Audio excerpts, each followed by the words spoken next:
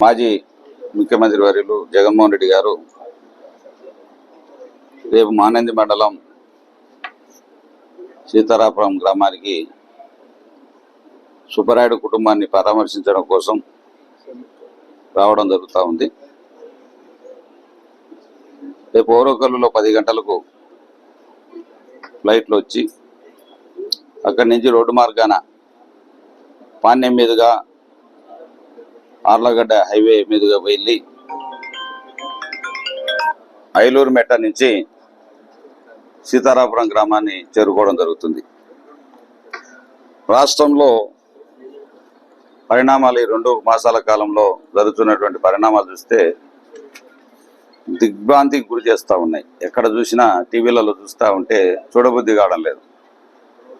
గతంలో చంద్రబాబు నాయుడు గారు చేసిన పాలనలో చూసాం, రాజశేఖర రెడ్డి గారి పాలన చూసాం, జగన్మోహన్ రెడ్డి గారి పాలన చూసాం, రకరకాల కిరణ్ కుమార్ రెడ్డి, రోషే లాంటి పాలన కూడా చూసాం. ఎప్పుడు ఇలాంటి పరిస్థితులు మేము చూడలేదు. ఈ లోకేష్ గారు వచ్చిన తర్వాతనే ఈ రెడ్ బుక్ రాజ్యాంగం రావడం జరిగింది.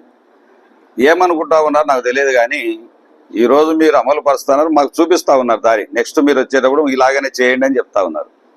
వడ్డీ అసలు ఎక్కిస్తాం, మళ్ళీ మా ప్రభుత్వం వస్తే అసలు వడ్డీ వేసి అన్ని రకాలుగా మీరే దారి చూపిస్తూ ఉన్నారు. రాబోయే రోజుల్లో మీరు కూడా ఇట్లా చేయండి, మాకంటే ఇంకా బాగా చేయాలనేట్టు చూపిస్తూ ఉన్నారు. కాబట్టి దారుణమైనటువంటి విషయాలు, ఇట్లాంటి దుర్మార్గం. ఎవరో పాపం అనామకులు బలైతా ఉన్నారు. సుబ్బరాయుడు అనామకుడు, పాపం ఆయనకి సంబంధమే లేదు, బీదవాడు, ఏమి లేదు. కొడుకు ఏజెంట్ కూర్చునేందుకు ఇంట్లో పోయి దుర్మార్గంగా చంపడం అనేది. ఆయన ఈ యొక్క శ్రీనివాసరెడ్డి అనే వ్యక్తి 91లోనే ఈ యొక్క నేర చరిత్ర గలవాడు.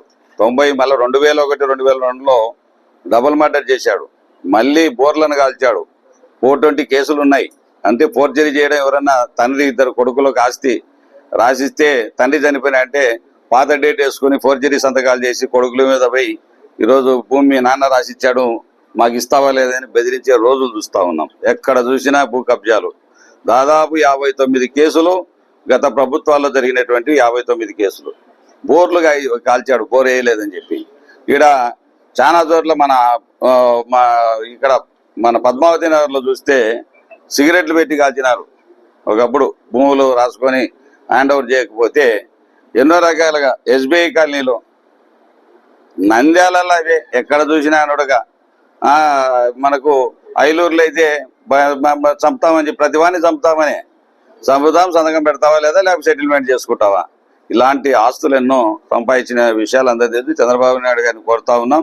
ఇలాంటి వాళ్ళపైన కఠిన చర్యలు తీసుకోవడం. ఇదే అసెంబ్లీ సాక్షిగా బ్రహ్మాండంగా ప్రజలు వినేటట్టుగా మా వాళ్ళు తప్పు చేసినా ఓర్చుకునేది లేదు, ఎవరినైనా శిక్షిస్తామని చెప్పి చెప్తా ఉన్నారు. ఇక్కడ జరిగే విషయాలు వేరుగా ఉన్నాయి. ఈరోజు దుర్మార్గమైన పాలన నడుస్తూ ఉంది. మీరు చేతగా ఇచ్చినటువంటి హామీలను నెరవేర్చలేకనే ఇలాంటి తప్పుడు పనులు చేయిస్తూ ఉన్నారు. కాబట్టి ఎవరైనా సరే ఇలాంటి మంచి పద్ధతి కాదు. అనామకులు బయలుతాను, మీరు కొడతారు, మేము కొడతాం, ఏం లాభం వచ్చే మధ్యలో తిని తనలు తినిపోయేది అనామకులు.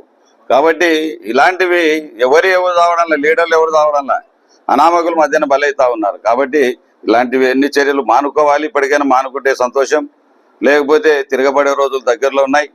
ఇవి ఎప్పుడు ఎవరు చూస్తా కూర్చోరు. ఎందుకంటే మంచి సంప్రదాయం కాదు ఇది. పోయిన రోజులు ఫ్యాక్షన్లు చేసి ఆ కాలంలోనే రాజశేఖర రెడ్డి గారు వీళ్ళందరూ కూడా అణిచివేసి, ఫ్రాక్షన్ అణిచివేసి మంచి ఆఫీసర్లను వేసి బ్రహ్మాండంగా ఒక గాడిలో పెట్టారు. చంద్రబాబు నాయుడు హయాంలో కూడా గాడిలో పెట్టారు. ఇప్పుడు గాడి తప్పింది. మళ్ళీ ఆయన వయసు తేడానా లేకపోతే కొడుకు యొక్క ప్రోద్బలమా నాకు అర్థం కాలేదు.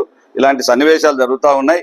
కాబట్టి సుబ్బరాయుడే కాదు, ఆర్లగడ్డలు జరిగినాయి, అదేవిధంగా పాణ్యంలో జరిగినాయి, అన్ని డోన్లో జరిగినాయి. డోన్లు అయితే భూములే కావాలంటున్నారు. మాకు ఏమన్నా భూమి పోతే నా పేరు మీద రాసిచ్చు అంటున్నారు. ఇన్ని రకాలుగా ఈ రాష్ట్రంలో జరుగుతూ ఉన్నా కళ్ళుండి కూడా చూడలేంటి కబోదుల్లాగా ఈరోజు ప్రవర్తిస్తూ ఉన్నారు. అందుకే జగన్మోహన్ రెడ్డి గారు ఇలాంటి పరామర్శ చేయడమే కాకుండా ఇంకా ఇతర ప్రాంతాల్లో 2 జిల్లాల్లో ఉన్నటువంటి ఎక్కడైనా బాధితులు ఉన్నటువంటి వాళ్ళందరినీ కూడా పరామర్శించడం కోసం రేపు ఇక్కడికి రావడం జరుగుతూ ఉంది. నేరుగా అక్కడ పరామర్శించి వచ్చిన తర్వాత తిరిగి వెళ్లేదా రిటర్న్ లో ఎంపీ గారి ఆఫీసులో కూర్చొని నాయకులను, కార్యకర్తలను కలవడం జరుగుతుంది. మన ఇన్ఛార్జీలను, మాజీ ఎమ్మెల్యేలను, ఇన్ఛార్జీలను వాళ్ళందరినీ కూడా ఇక్కడ ఎంపీ గారి ఆఫీసులో కలవడం జరుగుతుంది. కాబట్టి ఇప్పటికైనా మానుకోండి దౌర్జన్యాలు. ఇవన్నీ కూడా మేము ఒకటే కోరుతా ఉన్నాం, మీరందరూ శాంతియుతంగా ఉండాలి. అందరూ బాయ్ బాయ్ అనేది ఉండాలి. ఇప్పుడు భూపాలరెడ్డి చెప్పినట్టు ఎప్పుడో ఓడిపోయిన వాళ్ళు ఏదో కోపంతో ఏదో ఒకటో సంఘటనలు చూసాం తప్ప గెలిచిన వాళ్ళు హ్యాపీగా 4 ఏళ్ళు ఎంజాయ్ చేయాల్సింది విడిచిపెట్టి ఇలాంటి గొడవలతో మనశ్శాంతి లేకుండా తయారు చేసుకుంటా ఉన్నారు. కాబట్టి ఇలాంటివన్నీ మంచి పద్ధతి కాదని తెలియజేస్తా ఉన్నాం.